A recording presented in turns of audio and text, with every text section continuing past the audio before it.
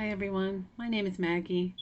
I'm here out in my shed and I decided to come out here and clear up some messes that I have around the house. I have inventory all over the place. I have listed inventory that's waiting to be put away. I have unlisted inventory that's waiting to be photographed. I have stuff that I'm researching, and we have the shed here and it's supposed to keep everything out of the house, and that's not happening. So I decided to bring you guys out here while I'm getting it all put away in boxes and give you a little insight on the different ways that I sourced this week.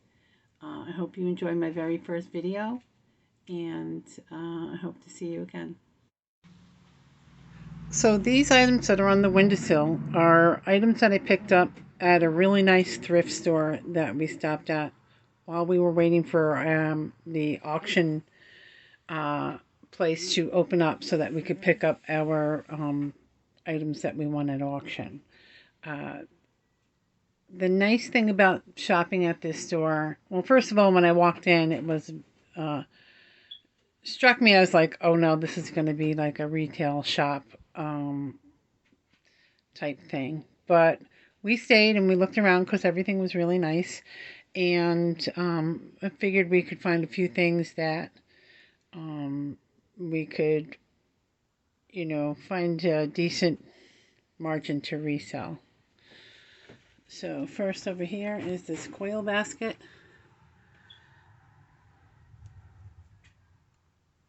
It was $8. I know that some coil baskets go for a lot, depending on whether they're Native American or the provenance is known. This one doesn't have any information. The lid doesn't fit tight, and I did disclose that. But it's a nice basket. That was $8. I figured I could probably get, $20, $25 for it. It was a nice piece, and all of these pieces, they don't need any cleaning, mending, and so that's the nice thing about shopping in this thrift store. This thrift store, I told the store owner, oh my gosh, nothing was dusty, musty. It was such a pleasure to shop at. This is an emalware. It's yellow and brown.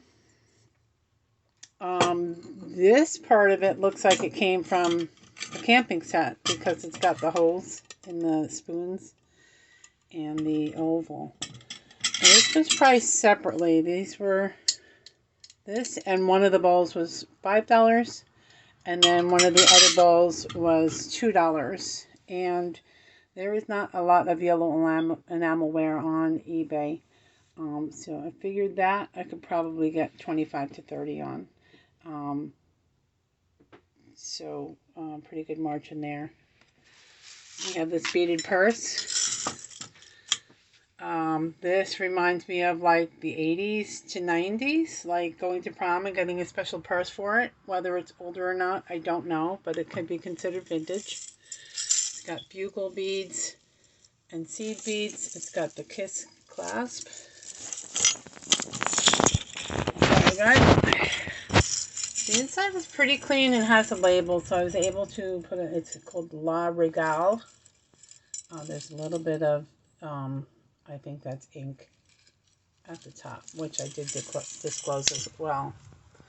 This also was $8, and I'm not sure what I can get for it. I'd probably try and get around 40.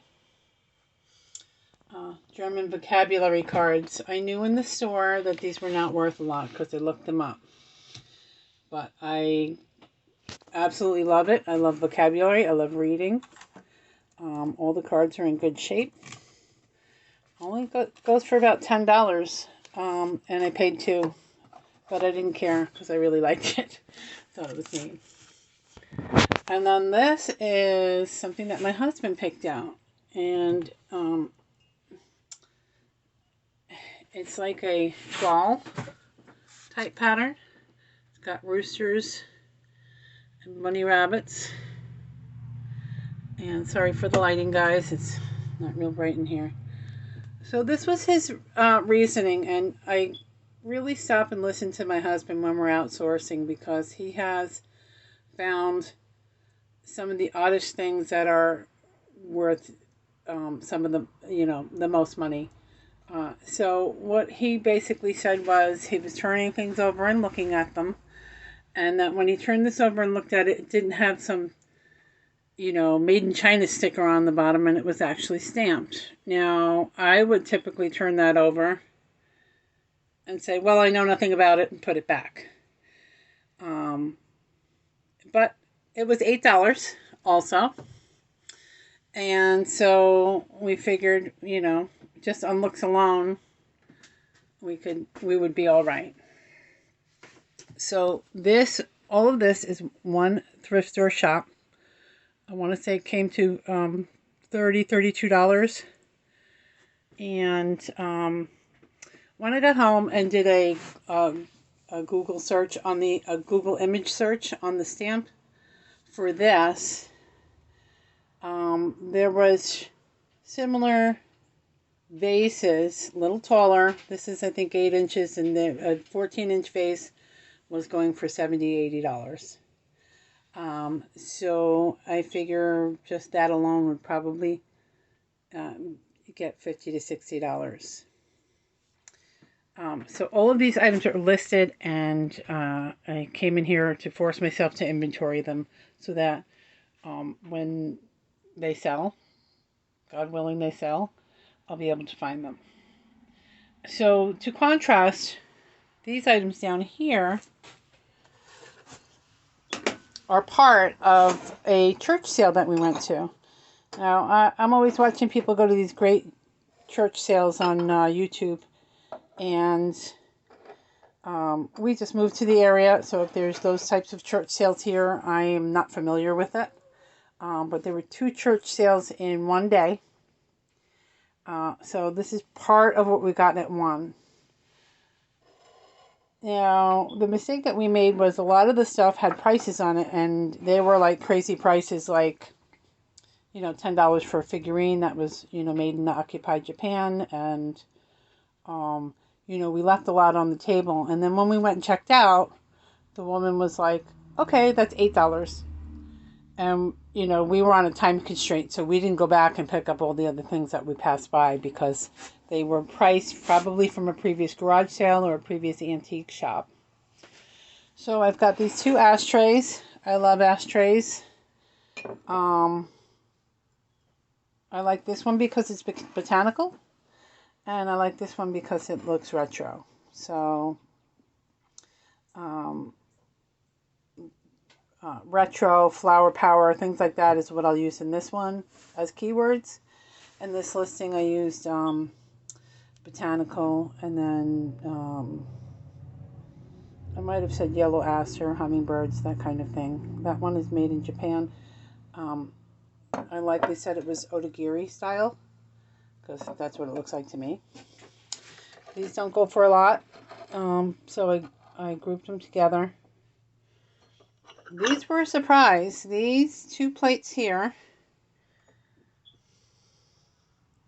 well, the minute I saw that they were Finland, that's why I grabbed them. And then come to find out, these plates go for about $40 a piece. Google image search is great for something like this. We grabbed this because it was made in the USSR, but I was able to find that. And cup and saucer went recently for like $40, so I priced this somewhere around $30. And my husband picked this up, and he said, is this any good? And I said, well, Limoges, so let's just get it.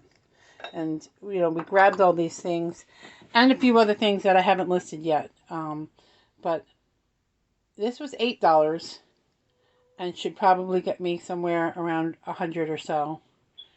And then just comparison, that was $32 and should get me probably around $125. So just 2 different ways of sourcing. And then we did go to a 3rd church sale, same day as these, and we got very little, And then when we checked out, everything was $2. But two of those things from that sale I've listed. And they're these. I saw these and I said, well, role-playing games, that people spend money on role-playing games. So these are two different campaign books for two different role-playing games, of which I know nothing about, but I know that I can use keywords like RPG, role-playing. Come to find out, this and a third book that I got, they go for about $30 each. So right there, just the three books alone have me close to $100. And I got some other things at that sale that were unique. They were racks for test tubes. And just wire racks that hold, I don't know, 70 test tubes or whatever for a lab. And they go for about $30 as well. So just to kind of highlight the different ways that you can source and come to the same amount of money.